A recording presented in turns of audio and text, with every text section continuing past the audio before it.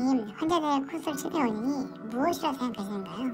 안녕하세요. 옥면파무성형외과 황교석입니다. 이번 시간에는 코 재수술의 원인에 대해서 말씀을 드리겠습니다.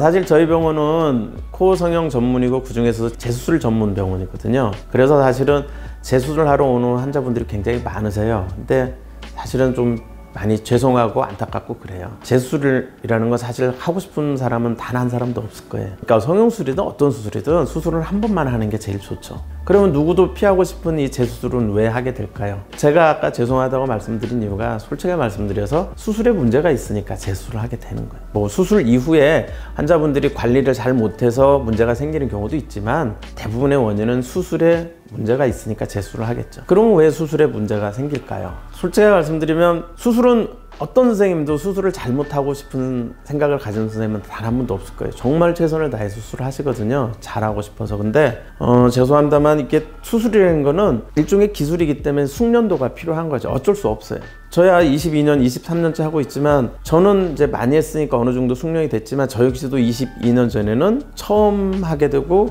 그때는 실수를 하는 것도 생길 확률이 굉장히 높을 수밖에 없죠. 사실 이런 말씀은 좀 다른 선생님들한테는 죄송스러워서 좀 그렇지만 솔직히 말씀드리면 수술이라는 거는 숙련도와 결과가 다이렉트하게 연결될 수밖에 없어요. 수술에 문제가 있으면 재수술을 하게 되는데 가능하면 사실은 좀 경험이 많은 선생님한테 수술을 하면 재수술을 할 확률이 적죠. 그렇다고 뭐 처음 하는 분이라고 잘못한다는 건 아니지만 어쨌거나 수술의 숙련도가 많은 수술에 대한 경험이 많은 분한테 수술을 하게 되면 재수술 확률이 적어요. 그런데 그러면 왜 그렇게 숙련되지 못한 곳에서 수술을 하게 되냐면 또 한 가지 좀 안타까운 거는 좀 광고만 보고 이렇게 가서 이렇게 막 하루에 막 10개씩 막 이렇게 하는 병원에서 비용도 적고 그런 병원에 수술한 분들이 사실은 재수술하러 오는 경우가 꽤 많더라고요. 그냥 아주 쉽게 말씀드리면 저 같은 경우는 하루에 큰 수술은 2개 이상 안 합니다. 안 하기도 하고 사실 못 해요. 왜냐면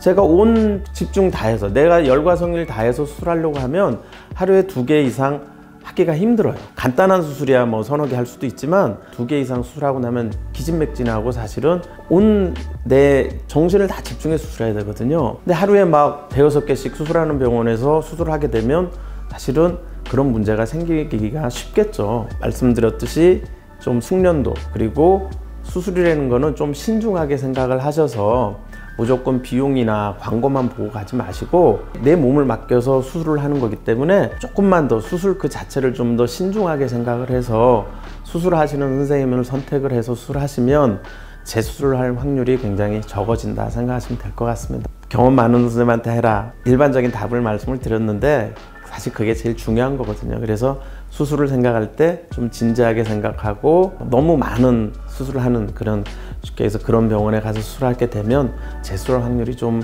가능성이 높다 이렇게 생각을 하시면 될 것 같습니다. 지금까지 코 수술 실패 원인에 대해서 알아봤습니다. 옥면파무성형외과 황교석이었습니다.